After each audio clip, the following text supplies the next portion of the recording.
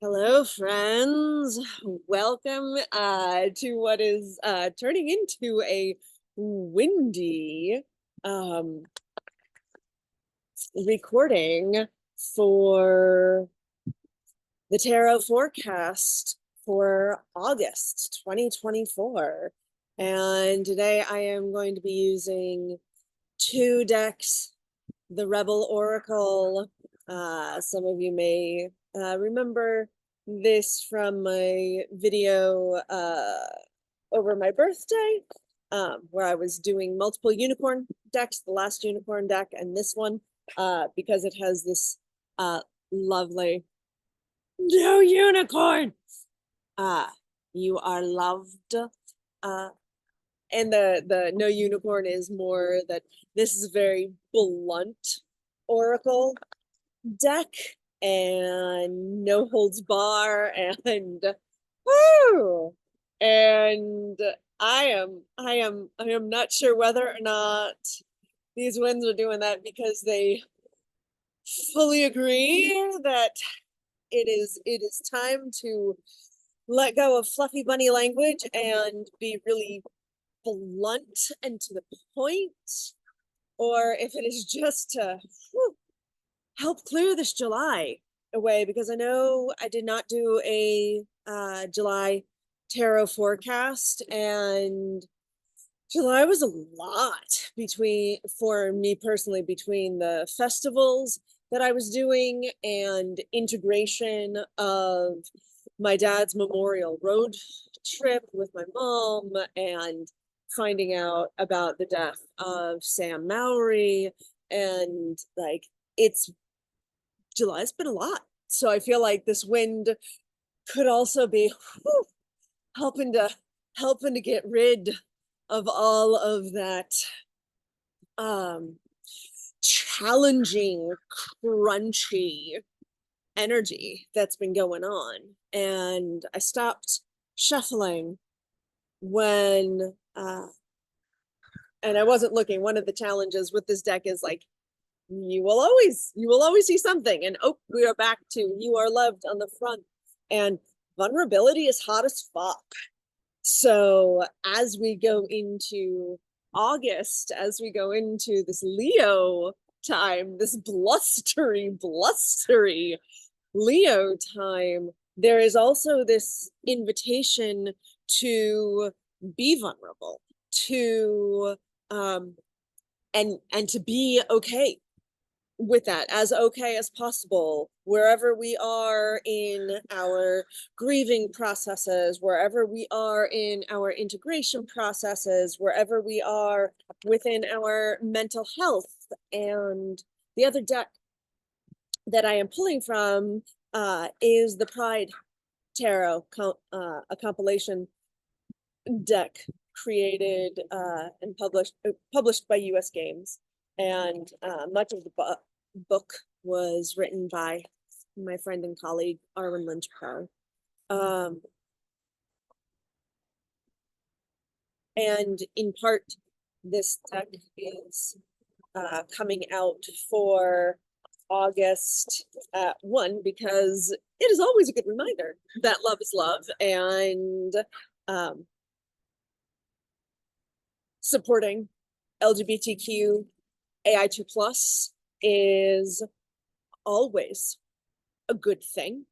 And 365 days a year, not just Pride Month of June, or when International Pride happens in July. And from here, we are given justice. So as we shift into August, justice and balance will be matters of the heart. My eye is drawn to the red and the white rose there, which also is bringing up my minimal memory of the War of the Roses, and especially with what is going on in the political climate in the United States.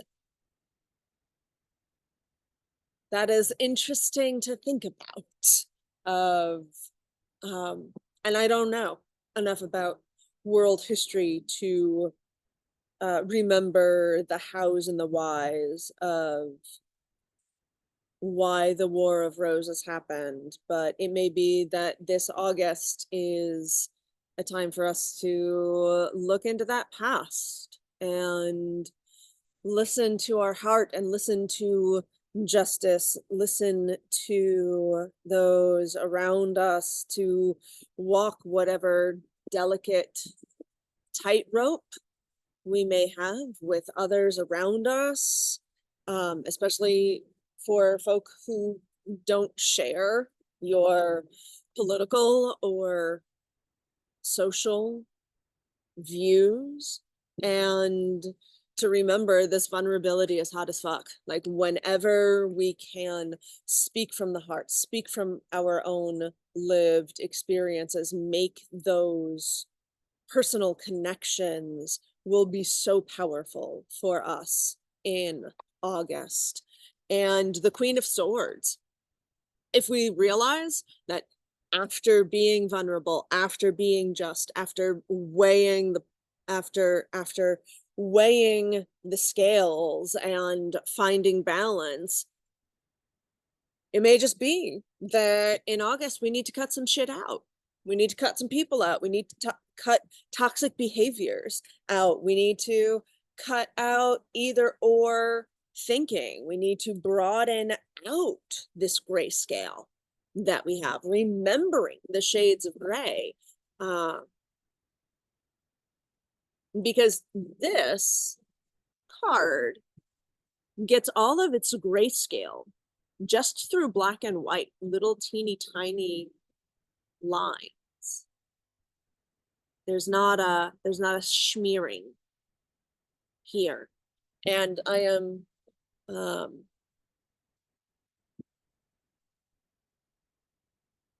that is interesting to note. And our queen, our royal, because of course this energy lives in all bodies, all sex gender combinations, is listening to the butterflies, is listening to the hawk, is in a very relaxed position, while at the same time her or their or his hand is still on the hilt of that sword. And there is an ability to jump into action if need be, even while seeming completely loungy and relaxed and listening, because it is a royal of air, of wind that we have been listening and feeling so much in this reading so far for August 2024, or whenever it comes across your watching. And I am seeing a great intensity of gaze and a leaning forward of listening, because before this royal strikes, she gathers all of the information. She listens to all sides. She listens to all of the different perspectives, as well as her higher intuition. And so as we go through August, remembering our vulnerability, remembering justice, we also really are invited to listen to ourselves, listen to the world around us before making any decisions. Because underneath, and doing this, I'm literally just flipping this card up, underneath everything is the Ten of Swords. And this card has come up so much in the last month and a half, for personal readings, for collective readings, for individual readings. Underneath it all is pain. Underneath all of the strife and the consternation, we are all dealing with different types and different reasons for pain, for hurt, for grief. And so if we can be vulnerable, if we can share the hows and the whys we have been hurt, or we have recognized that we have hurt others and the steps that we have taken to rectify that because it was not our intent to cause harm, and yet we did. That vulnerability, bringing justice and the listening skills of this queen help us deal with the pain, help us heal from the pain. And many of y'all will be familiar with the Rider Waite Smith iconography, and how traditionally in this card, what Pamela Coleman Smith drew was an individual lying face down with swords sticking up in their back, but there is also a sunrise happening. And one of the practices that Mary K. Greer has for students when this card comes up is to take the position of that card, to lie down on the ground if you are able, or to imagine this in your mind's eye if you are not, and to imagine lying there, watching that sunrise, feeling that light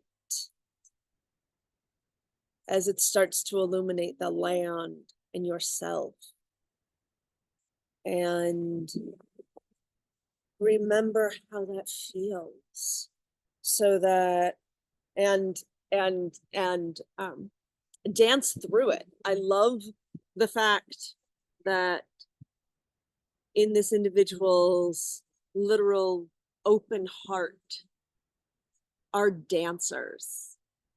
And yeah, they kind of look like little demons. And how can we dance with our demons? How can we dance with our shadow this August? How can we use whatever form of physical expression our bodies are capable of to help move that energy, to help move and transmute the pain?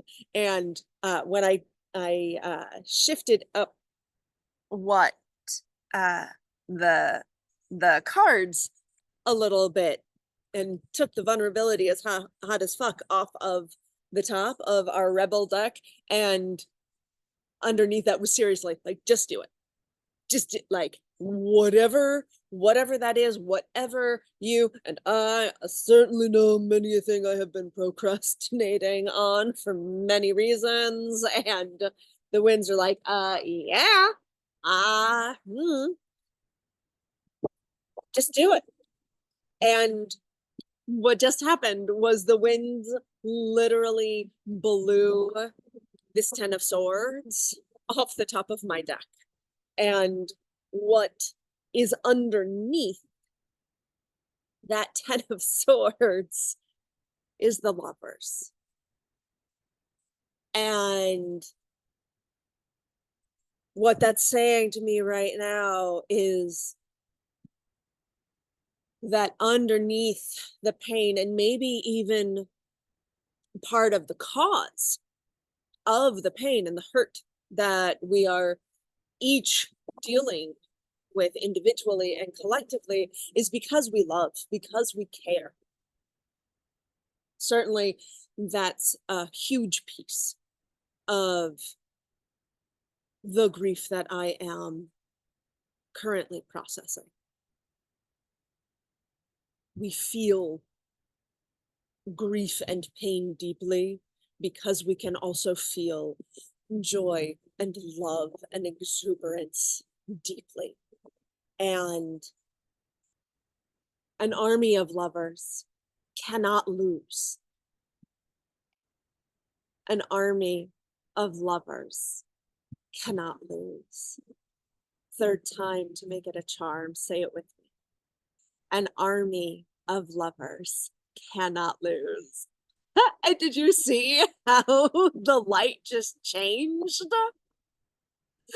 I am doing this in plein air. Like, I do not have any fancy lighting or anything like that around me. If I were to do my camera 360, you would see all of the clutter from me being gone at 2 festivals and not having cleaned up or unpacked yet. One of the uh things that this seriously, just do it, is reminding me personally of, like, just get the cleaning and organizing done.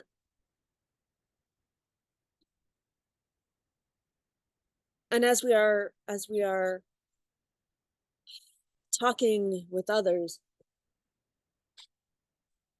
there you go, and as we are talking with others, as we are weighing the scales of justice, as we are remembering to be vulnerable, as we are remembering to listen to our community and our community's needs, and remembering that that community includes the more than human world as well. It includes the winds, it includes the green bloods, it includes the four-foots and the winged ones and the insects and all of it, all of them. That just as everyone is dealing with pain, we are also all dealing with love. And so this August and this political cycle, for those of us in the US anyway, can we remember and acknowledge the pain, trying to bring things to justice and balance, and also remember the love? Remember why we do what we do, with whom we do it with: human, green blood, animal, insect, fungi, bacterial.